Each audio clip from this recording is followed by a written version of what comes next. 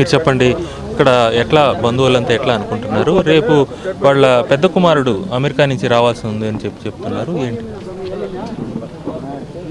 రామ్మూర్తి నాయుడు గారు నా రాజకీయ ఓనమాలు నేర్పింది రామ్మూర్తి నాయుడు గారు.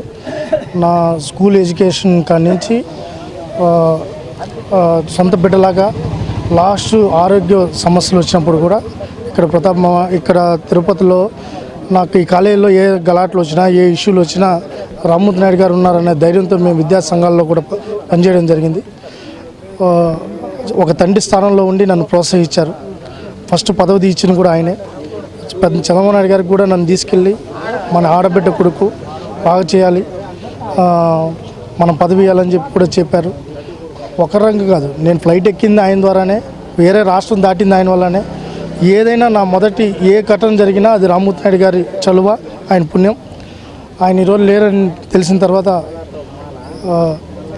బాధేస్తుంది. ఎందుకంటే ఆయన నా జీవితంలో చాలా ముఖ్యమైన వ్యక్తుల్లో ఆయన ఒకరు. అయితే గత కొన్ని రోజులుగా ఆరోగ్య సమస్యలు ఉండడం, అయితే కాలం చెందడం. ఈరోజు కుటుంబ సభ్యులే కాదు, గ్రామం కాదు, చంద్రగిరి నియోజకవర్గం, జిల్లా మొత్తం ఈరోజు శోకసంతప్తం. ఎందుకంటే రామ్మూర్తి నాయుడు గారు ఒక ఊరికో ఒక నియోజకవర్గం కాదు, ఆయన యొక్క మార్కు ఆ రోజు చంద్రబాబు నాయుడు గారు ముఖ్యమంత్రిగా ఉన్నప్పుడు, ఈయన తమ్ముడుగా ఉన్నప్పుడు ఎవరు పోయినా ఆర్ఎంబీ గెస్ట్ హౌస్లో కూర్చున్నా, యూనివర్సిటీ గెస్ట్ హౌస్లో కూర్చున్నా, ఇప్పుడే మా మామ చెప్పారు నారా ప్రతాప్ మామ గారు, ఎవరు పోయినా ఎవరు ఏంటి ఏదని కూడా ఫోన్ చేసి ముందు పనిచేసి పెట్టాలనే తత్వం అయింది. ఈ జిల్లాలో ఒక మాస్ లీడర్గా గుర్తింపు పొందారు. అలాంటి ఆయన ఇక్కడ లేరు. ఇప్పుడు రేపు మార్నింగ్ ఉదయం 6:30కి బయలుదేరి ఇక్కడికి 8:30కి ఇక్కడికి చేరుకుంటారు. చేరుకున్న తర్వాత 3 గంటల వరకు కార్యకర్తలు, ఎందుకంటే ఇప్పటికే చాలామంది ఇక్కడికి ఎప్పుడు వస్తారని చెప్పి ఇక్కడికి రావడం, వచ్చి చూసుకుని వెళ్తున్నారు.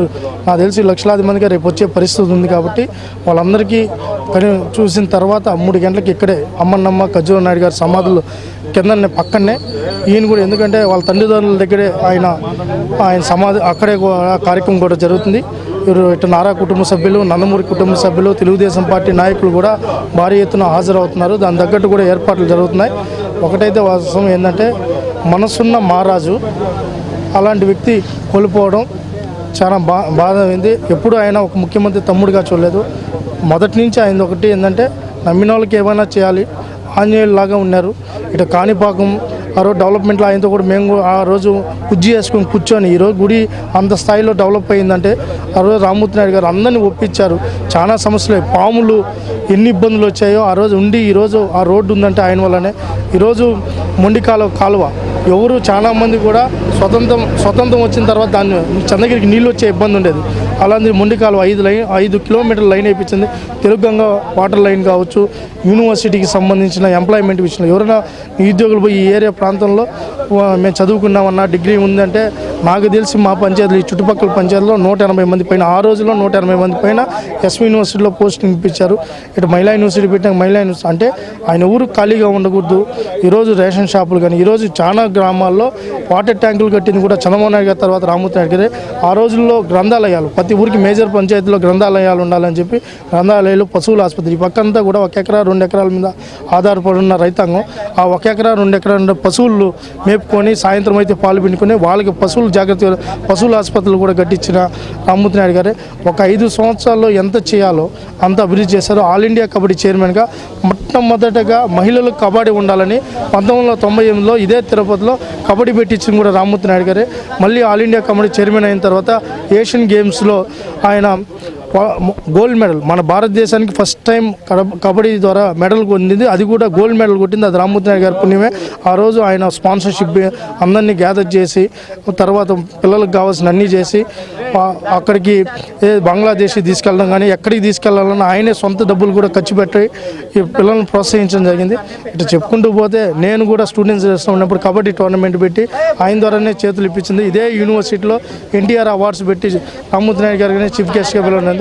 ఈరోజు ఇటు విద్యా సంఘాలకు కానీ యువతకు కానీ ఏదన్నా ఉంటే పలికే వ్యక్తి రామ్మూర్తి నాయుడు గారు. ఆయన ఇప్పుడు లేరు అన్నాక నిజంగానే కన్నీళ్ళు. ఈరోజు వర్షం కూడా పడతా ఉంది. ఆయన మరణ వార్తని వరుణ దేవుడు కూడా కరుణించారు. మా కళ్ళలోనే కాదు ఆకాశంలో కూడా వర్షం పడే పరిస్థితి ఉంది. అమ్మతంతా మాకు చాలా అనుబంధం.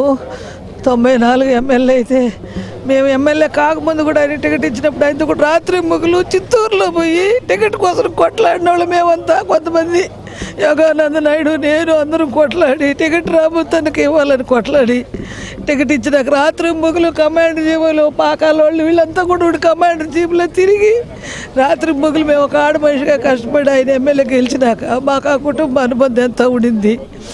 రామ్మూర్తన్న కాణిపాకం గుడి ఎంతో డెవలప్ చేసినాడు. ప్రజలకు కూడా ఎమ్మెల్యే అయినాక అది ఏ పార్టీ ఉండి ఎవరన్నా రాని నా దగ్గరకు వచ్చిన వాళ్ళకి పని చేసి పెట్టాలని అంత బాగా చేసి పెట్టాడు పనులు.